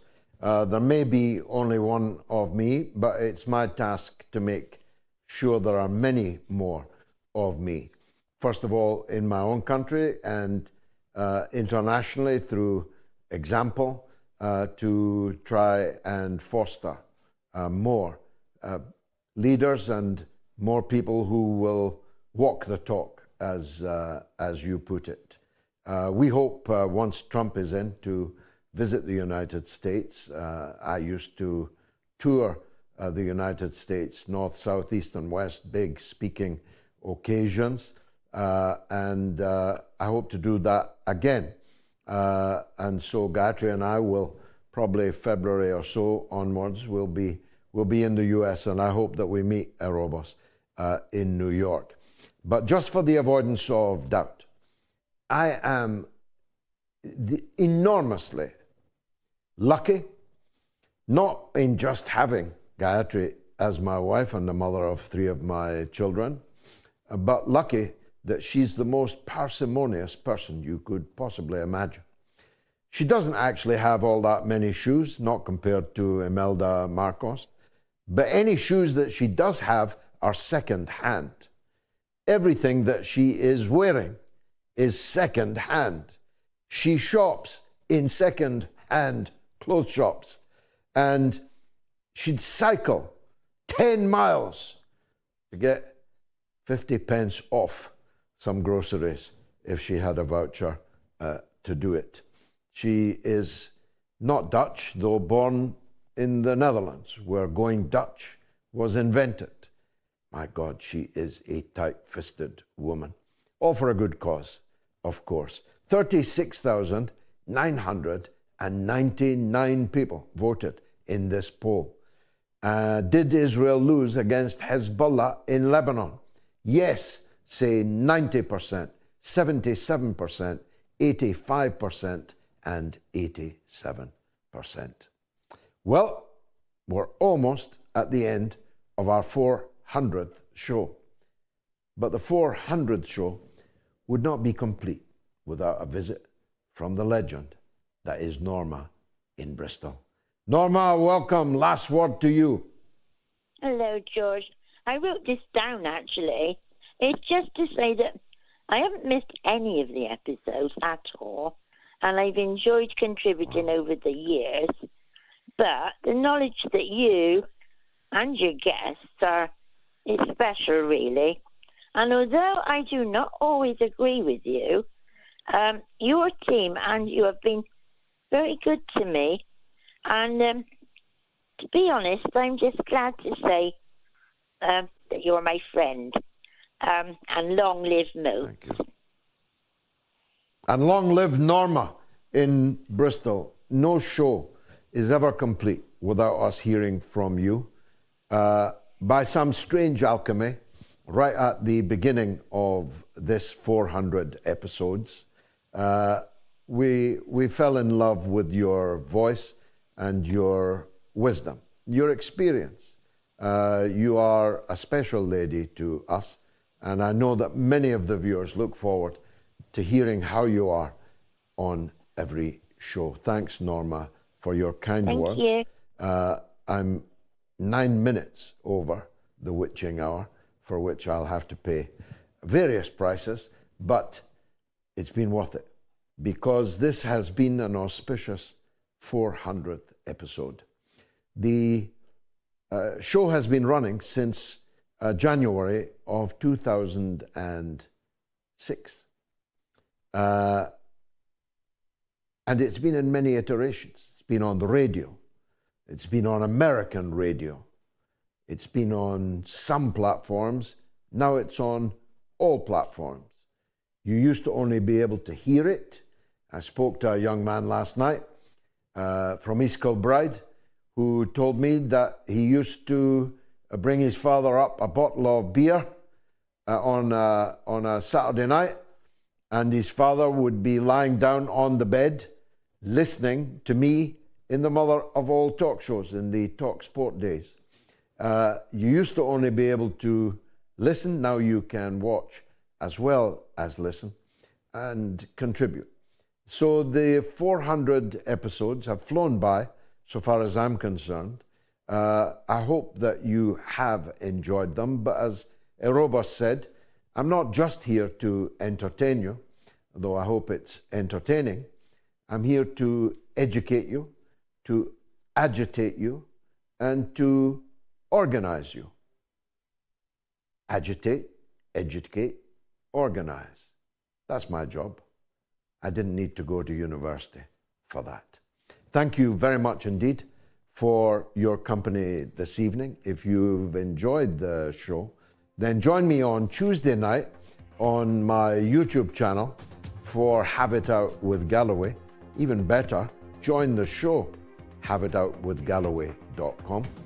And of course, I'll be back with the mother of all talk shows on Wednesday, God willing, at the same time. Good night.